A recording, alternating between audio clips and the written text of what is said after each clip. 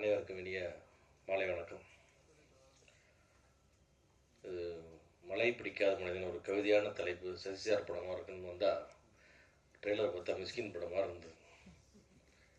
ஒரு வேறு எதிர்பார்ப்பில் வந்தால் வேறு மாதிரி இருக்குது. ரொம்ப அழகாக இருந்தது மில்டன் சார், ரொம்ப பியூட்டிஃபுல்லாக இருந்தது உங்களுடைய விஷுவல்ஸ். ஒரு நம்பிக்கை தருது ட்ரெய்லர். இது இந்த படத்துக்கு விழாவுக்கு வர்றதுன்றது நான் இந்த விருந்தாளியெல்லாம் வரல, இது எல்லாமே என்னோடய ஓன் யூனிட் மாறுது. ஏன்னா அதில் இன்றைக்கி கமல்புரா சார் வர முடியல, பிரதீப் வந்திருக்காரு. ஸோ இவங்க எல்லாருமே இந்த சினிமாவுக்குள்ளே நிறைய அவங்கள கான்ட்ரிபியூட் பண்ணி நிறையா லாப நஷ்டங்களை சந்தித்து கடைசியாக நிறையா நஷ்டங்களை சந்தித்து இந்த சினிமா நம்ம கொடுக்கும், இந்த சினிமா கொடுக்கும் நம்பிக்கையோட நிறைய வேறு தொழில் இருந்தாலும் அதெல்லாம் விட்டுட்டு இந்த சினிமாவுக்குள்ளே இன்னும் நம்பிக்கையோடு இருக்கிறவங்க அவங்க அந்த மாதிரி 4 பேர் இருக்கிறதா எங்களுக்கு சப்போர்ட்டிவாக இருக்குது. அது மாதிரி தான் நான் இவங்களுக்கெல்லாம் நன்றி கடன் பட்டிருக்கேன் நிறையா இருக்குது. அதனால் இந்த இடத்துக்கு வர வேண்டியது என்பது ஒரு கடமை. கமல் சார் வர முடியல, அவருடைய தந்தையார் உடல்நிலை சரியானால.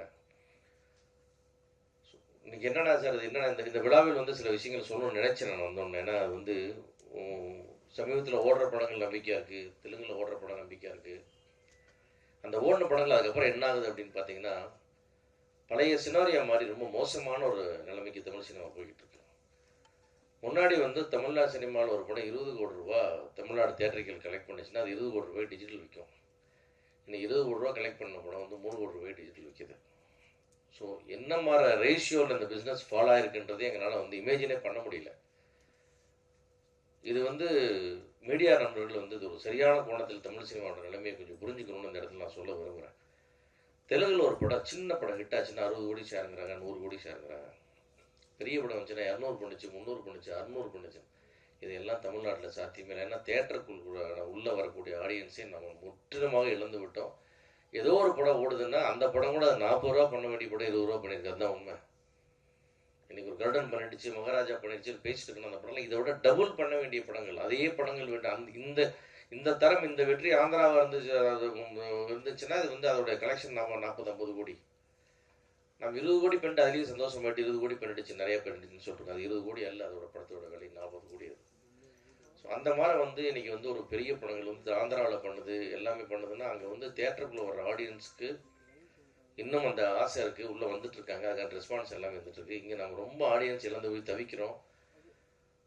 ப்ரொடியூசர்ஸ் எவ்வளோ தூரம் லாஸ் ஆகுறாங்களோ அது உங்களுக்கு தலைமறை. அங்கே பிரச்சனை வந்துச்சுன்னா உடம்பு பூரா பரவும். அதை நம்ம ரைட் சென்ஸில் எல்லாரும் புரிஞ்சுக்கணும். இன்னைக்கு தயாரிப்பாளன்ற ஒரு தலை உருண்டுருச்சுன்னு சொன்னால் அதுக்கப்புறம் மீதி இருக்கிற பாடியில் இருக்கிற எல்லாம் ஸ்பேர், பிரெயின் டெட் ஆனதுக்கப்புறம் எல்லாம் வேஸ்ட். அந்த சூழ்நிலை தான் தயாரிப்பாளர்கள்லாம் போய்கிட்டு இருக்காங்க. அதனால் என்னுடைய வேண்டுகோள்லாம் என்னென்னா, மீடியா நண்பர்கள் முழுக்கா இந்த விமர்சனங்களில் கொஞ்சம் தயவு செஞ்சு கொஞ்சம் நம்ம ஒரு பொறுப்புணர்வோடு நடந்துக்கணும்னு நினைக்கிறேன். நீங்கள் பக்கத்து வீட்டுக்கு தீ வைக்கத்தான் நினச்சிட்டு ஜாலியாக சிரிச்சுட்டு வைக்கிறாங்க. அந்த தீ உங்கள் வீட்டுக்கு பரவாயில்ல ரொம்ப நாள் ஆகாது. அந்த தயாரிப்பாளன்ற ஒரு தலை சாஞ்சிருச்சுன்னா அதுக்கப்புறம் இந்த இண்டஸ்ட்ரியில் வேறு யாரையும் காப்பாற்ற போகிறதில்லை. ப்ரொஃபஷனல் ப்ரொடியூசர்ஸ் போனதுக்கப்புறம் நீங்கள் கார்பரேட் நம்பி சினிமா எடுத்து நடுவில் கார்பரேட்டில் எடுத்தாங்க, என்னாச்சு நீங்கள் பார்த்தீங்க. அதனால் தயாரிப்பாளர்களுடைய நிலைமைகள் ரொம்ப மோசமாக போயிட்டுருக்கு. ஒரு படத்தில் அல்டிமேட்டாக யார் லூஸ் ஆகிறாங்கன்னா ப்ரொடியூசர் தான் லூஸ் ஆகிட்டு இருக்காங்க. படம் ஆரம்பித்து முடிச்சதுக்கப்புறம் அத்தனை பேர்த்துக்கும் ஏதோ அவங்களுக்கு பேசின சம்பளம் கிடைச்சதோ, 90% கிடைச்சதோ, 75% கிடைச்சதோ, ஏதோ கிடைச்சது, இல்லை நஷ்டம் இல்லை. ஆனால் தயாரிப்பாளர் நிலைமை அப்படி இல்லை. இன்றைக்கி ஒரு படம் ஹிட்டு கொடுத்தா கூட அந்த படத்தை வெளியே கொண்டு விற்க முடியல. 20 கோடிக்கு விற்றா நமக்கு 20 கோடி டிஜிட்டல் விற்கும், சேட்டலைட் விற்கும், நம்ம 50 கோடி பண்ணலாம்னு ஆசைப்பட்டு அந்த சினிமாலாம் போய் 20 கோடிக்கு விற்றாச்சு. 2.25 கோடிக்கு அந்த படத்தை டிஜிட்டல் வைக்க வேண்டிய சூழ்நிலைக்கு நீங்கள் தமிழ் சினிமா தள்ளப்பட்டிருக்கு.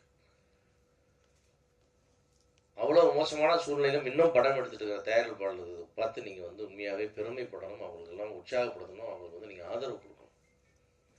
குறிப்பாக விமர்சனங்கள்ங்கிற பேரில் தயவு செஞ்சு எந்த படத்தையும் தயவு செஞ்சு கொலை பண்ணாதீங்க.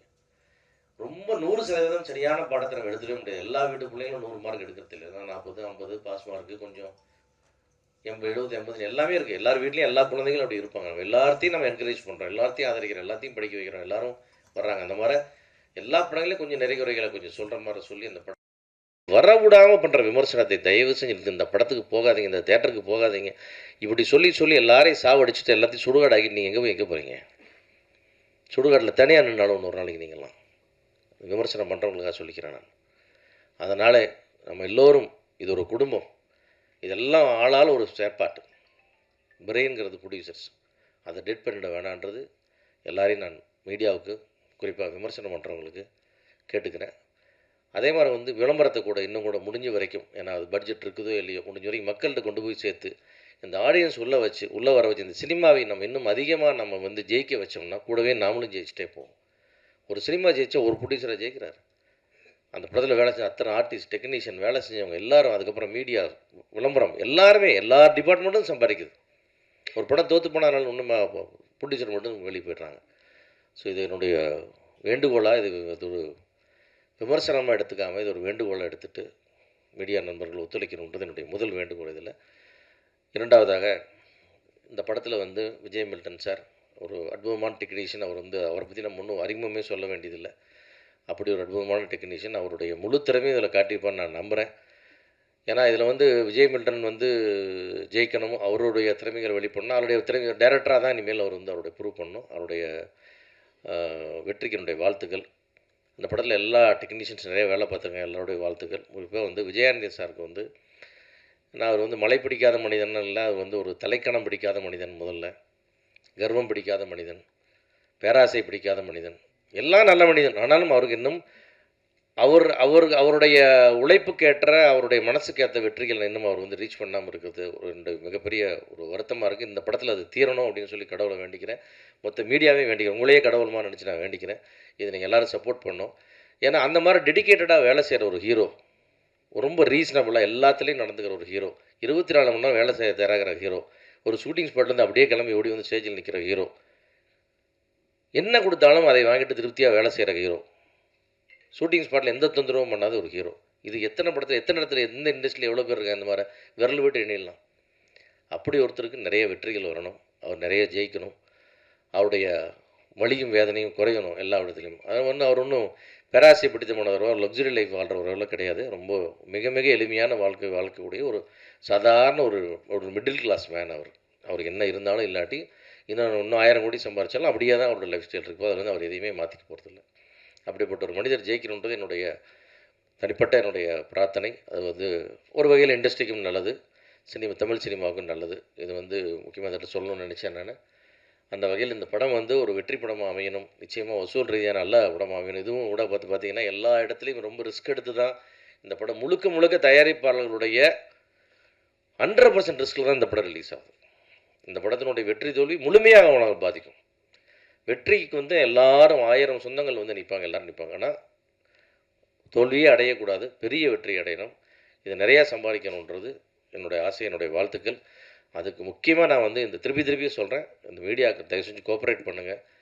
இது வந்து ஒரு ஈகோவாக எடுத்துகிட்டு நீ என்ன சொல்கிறது நான் என்ன கேட்குறது, நீ எப்படி விமர்சனம் பண்ணுறவங்கள கேட்கலாம், அப்படிலாம் தயவு செஞ்சு பேசாமல், நான் வந்து இது வரைக்கும் வன்மையாக கண்டித்த நான் விமர்சகர்கள் வரைக்கும் எல்லாத்துக்கும் நான் சொல்லிடுறேன். அதையெல்லாம் மறந்துட்டு இந்த சினிமாவை காப்பாற்றலாம், கொஞ்சம் எல்லாரையும் காப்பாற்றலாம், இந்த சினிமா நல்லா ஓட்டும், தமிழ் சினிமாவுக்கு தேட்டர் ஆடியன்ஸ் வர வைங்க. ஆடியன்ஸ்க்கு தேட்டருக்கு வர தான் நம்ம எல்லோரும் பிழைக்க முடியும். வராத தேட்டர் பக்கம் வராது, இந்த படத்துக்கு வராது அப்படின்லாம் சொல்லாத நிறுத்திட்டு நல்ல தரமான விமர்சனங்களை தருமாறு உங்களை எல்லாம் பணிவன்போடு மன்றாடி கேட்டுக்கொண்டு இந்த படம் வெற்றியடைய இறைவனை வேண்டி வாழ்த்துக்கிறேன். நன்றி.